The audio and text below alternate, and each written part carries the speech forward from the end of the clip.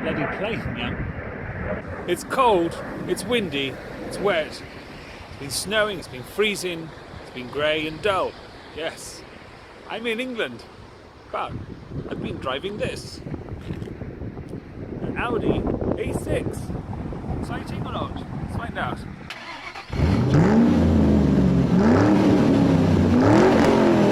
If you've followed my channel for any amount of time, you'll know that I'm not a big fan of Audis. I just don't find them very exciting. I know some Audi fanatics are going to be screaming at the screen now and saying, what are you talking about? Sometimes I just can't identify the difference between the cars. The 6 looks like the 8 to me, the 4 and the 3 look the same. So anyway, I don't know, they just don't excite me. So I don't really care much about Audis. But when I get the chance to try one, especially one I haven't tried before, I sort of get quite excited about it.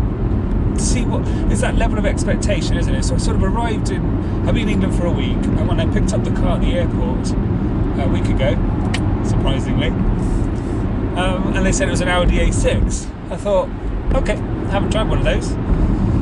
So I got in at quite late at night and got in. You've always got, we all have preconceptions about things. So you always think, well, okay, it's an Audi, it's going to have a nice interior, it's going to be very comfortable, it's probably going to be a bit boring to drive. There's certain things that, well, it's just how it is. So I got in the car, sat in it, went, oh, this is nice. Automatically it feels really nice inside. And then when I pulled out and I sort of went out of the airport and I was just joining the motorway, I just put my foot down a bit. Bloody hell, the car just took off like a rocket. I was like, what the hell is this car? What engine is it? So at this point I was really intrigued because it's a diesel, but it doesn't sound very diesel-y, if that's even a word. It sounds a bit, well, it actually sounds alright. So I got back to the hotel. I thought I'd better check out what this car is and what the stats are. So this is an Audi A6 50 TDI. It's a £50,000 car because it's the S-Line model, which is a lot of money. And it's got like 282 horsepower, I think, and something like 457 pounds-foot of torque, which is simply phenomenal. And that's why when I got on the motorway and floored the accelerator, it took off like a rocket. I'm not a big diesel fan. I don't like diesels. I've never been a diesel fan. I'm a petrol head. I like petrol cars. I like the sound of petrol engines. But this one is alright. This one sounds quite nice actually. It's as if not so much from outside. Even outside actually you can forgive it. It's not very noisy or anything. But inside it just sort of sounds refined. It sort of sounds a bit sort of V8-ish. This is a twin turbo V6 engine. Sounds quite nice. Never thought I'd say that about a diesel. So I think the big thing really, and the thing I thought I was going to dislike the most about this car, is the driving experience. So you always expect it to be a little bit boring, a bit wallowy, a bit lifeless. It's not. It's actually alright. These were all the surprises I had. I've had this car for a week and I've driven a lot of miles in it. And each time I drive it, I sort of get in, I'm like, and then if I go down like a back road or something, put it in dynamic mode, the steering weighs up quite nicely. You get a little bit of feel, not a huge amount, but it's not enough. And it's nice. It sort of handles the road really well. I mean, you can throw it around. Considering this is a big, heavy car, you can throw it around quite well. And it's actually okay. So I kept getting quite surprised by, there were so many, the things that I thought weren't going to be very good ended up being okay.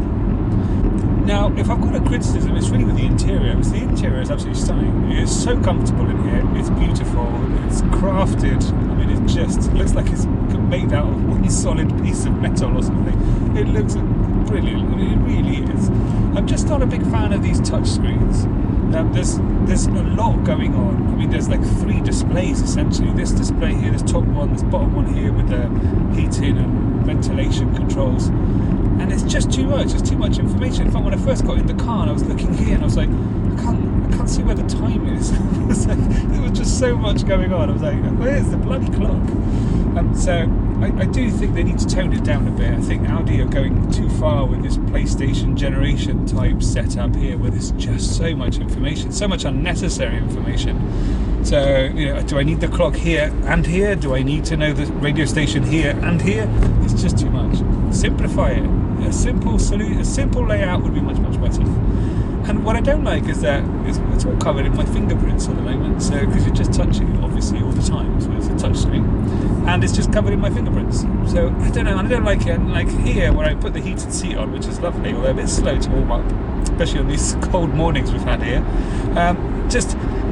It's really interesting what they've done, because these buttons, although they're not real buttons, they have like a feel to them. It's really weird, but you still have to look down to see it, because you can't just feel for it. So because it's completely flat, but when you press it, it feels like a switch.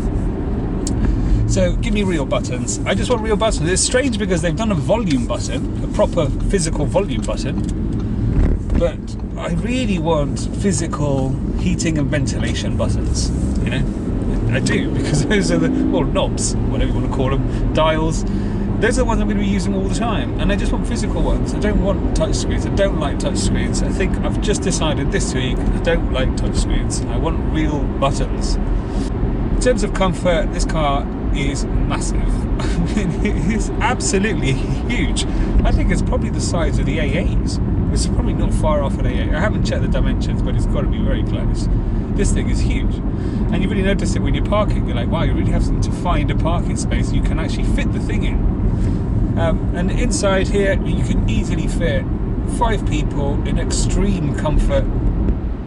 And if you want to bring the mother-in-law along, you can even throw her in the boot.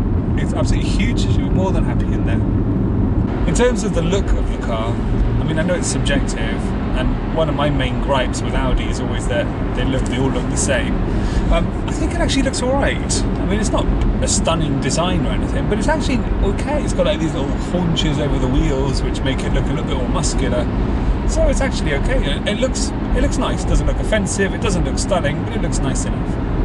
Although saying that, they have put some fake exhausts. I don't know why they do that. On a final point, and a very important point, is the performance of this car.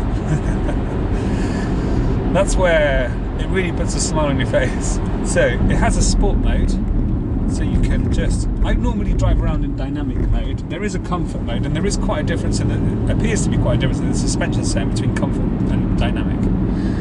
So I'm just going to put this, so if you push the lever back, you put it in sport mode for the gear changes. So now I'm at the lights. If I floor it, there's a bit of a hesitation, and then it pulls away like this, relentless. Oh, it's brilliant. It's like a rocket ship, honestly. So here, look, we're going to merge onto this motorway. So look, I'm coming onto the motorway. Look at everything's coming, nothing coming. Let's go. Bye bye, everybody. This thing is just. It's just constant, like, wall of thrust that takes you along. It's just amazing, and it's brilliant. You can just put your foot down and it just takes off. You don't have to worry about the gears or anything. There is a little criticism.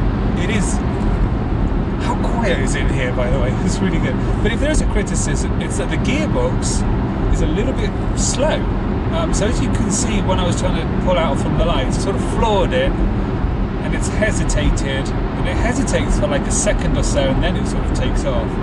And I tend to find that even with the gearbox in sport mode, I've tried all sorts of combinations here. You know, sometimes you're sort of going along and you just floor it.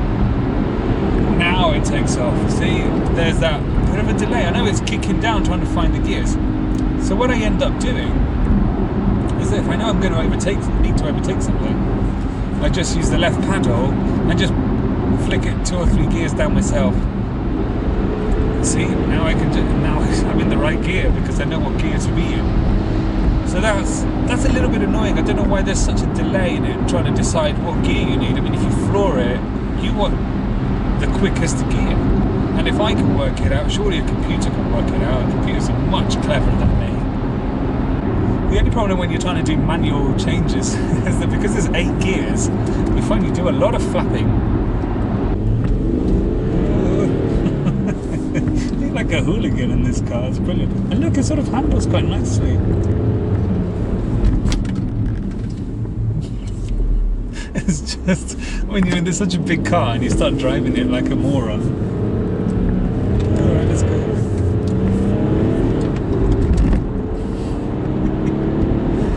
I mean, it's alright.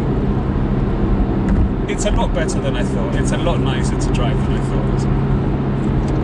So let's summarise. What do I think of this car? Well, as I said, sort of like the look of it. It looks alright, especially in this S-Line trim. It handles quite well. If you put it in dynamic mode, you can have a bit of fun actually on the back roads.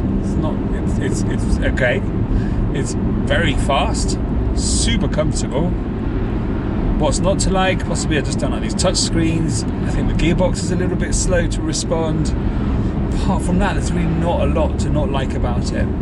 So I know it's £50,000, which is a lot of money, but this is a lovely car, and I've really enjoyed my week with it. I'm actually going to be sad to hand the keys back tomorrow at the airport. Oh, I wish I could take it with me.